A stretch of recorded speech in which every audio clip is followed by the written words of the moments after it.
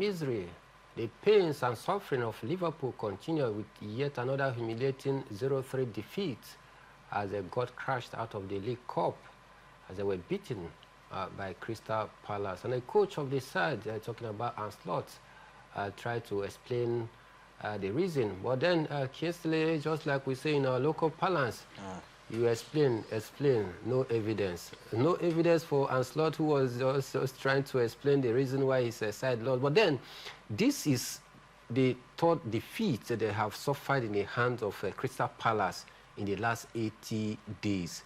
They lost to, Crystal Palace in the Community Shield, lost in the English Premier League game. Now, yet another loss to EFL Cup. Is it that Crystal Palace just know the medicine to Liverpool's injury or per se? Why are they having it so easy against Liverpool whenever they meet? Just like you mentioned, probably maybe they understand Liverpool very well, and that's why they always try the kind of course to be top or go ahead of them, as a stand. And I took a look at that game yesterday. I asked myself, what really happened? Did Anslot, was he really ready to win that game? All right, because if we take a look at it, take a look at the starting lineup. Take a look at the starting lineup for Liverpool. Was not top notch. Up front, we have the likes of Mark Callister. We also have the likes of Ngoma, Morrison. These are players. So understand it is the EFL Cup. Maybe you don't really have to start your big name players, and all of that. But take a look at these, players. They didn't really, of course, come up with their best. At the end of the day, I thought probably taking a look at the nature of the game, maybe Anslot should have introduced some of the big name players, just like what we saw Arteta did yesterday, against Brighton.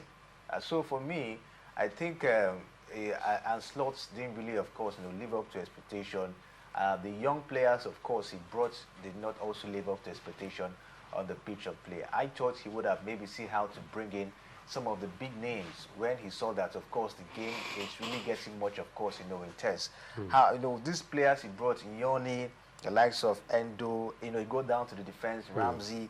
There was no Virgil van Dijk, So for me, I with the way Crystal Palace came in, I don't think it would have been possible using those set of players, to execute that particular encounter. Crystal Palace came up with some of their big name players and were able, of course, to get that result. 3-0, as it stands. It's very, very unfortunate, very, very disappointing at this point in time. And for me, I don't know, will be of Anslot because the humiliation is getting very much, serious at this point in time.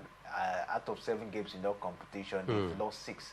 It's really, really an embarrassing for a team who were the highest spenders in the just concluded transfer window. I think for me, it's as if, they're not, the players, let's to say, are not being utilized by Anslot at this point in time. So it's a huge setback for me. It will be a huge loss as well for them if at the end of the season they are unable to lay their hands on something tangible, after spending a whole lot of money. Still talking about laying their hands on tangible, trophy at the end of the season after spending that big. I don't know where the problem is coming from this Liverpool. Is it about spending on unnecessary players into the squad? Is it about the players getting tired of winning trophy? Or is it about Anslot's tactical ingenuity is not that clear? Because some have said that Anslot rode on the squad on ground before Jurgen Klopp left, and that is why he finds it very easy to maybe win the league. Where is the problem coming from Liverpool? Because it's just like you said, it's becoming embarrassing. 7 games are played, 6 lost. This is not the caliber of Liverpool that we know of last season. Where is the problem coming from Liverpool? For me, I think it is time for Anslot to build. What Jurgen Klopp did, he has come to dismantle it with the players he got. He got about, I think, up to 5 or 6 players. Yeah. That is you trying to build a new team. And these players were bought with a very huge amount of money. You can't bench them. So you have to use them. you know, at the end of the day. So I think it's time for Ancelotti to build his own team and show the world what he's made up of. Because just like you mentioned, what he was achieving or what the wins he got last season was as a result of what Jurgen Klopp did. Was there any much addition after Jurgen Klopp left? I don't think there was. So he came up, saw a particular setup already, and tried to ride on that. And it worked out very well, of course, for him. Okay? So now he has gotten a new set of players. There is a change. You know, there's a twist. Now the team really have to be reset at this point in time. So I think that's why they were finding it even very difficult when the season started. Though they were getting the wins, but they were finding it difficult to win those games. Now teams are truly understand what they are made up of, what they, of course, can do on the pitch of play. Yes. And that's why they're finding it difficult at this point in time. The injection of the new players, those players have not really blended. And this is where Ancelotti's tactical prowess really have to come in. How do you get in these players? How do you fit them in? How do you make them play at their best? All right? How do you revive or bring back the form of Mo Salah? These are things that the coach, of course, has to put in place to see how they can get, be in a very, very good shape. So for me, I think the reason is as a result of the fact that the team, like I mentioned, has been dismantled. The team actually prepared or being put up by Jurgen Klopp, that team has now been dismantled. It's left for Slot to now put everything together and see how he can also build his own team, because as it stands now, this is Klopp's team. I mean, Ancelotti's team, not Jurgen Klopp again. Yeah, that's the thing. So he has to bring out his tactical prowess and see how to get the job done. The way I'm seeing Liverpool now,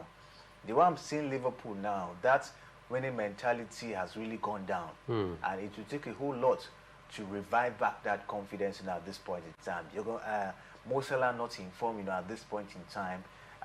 The Ikitike and the likes of Godons, the other man they brought from Newcastle, of course, we've not really seen their best assistance. So I think it's time for Ancelotti should be able to impute, his own philosophy and see how to get things done. But will Liverpool want to give him time?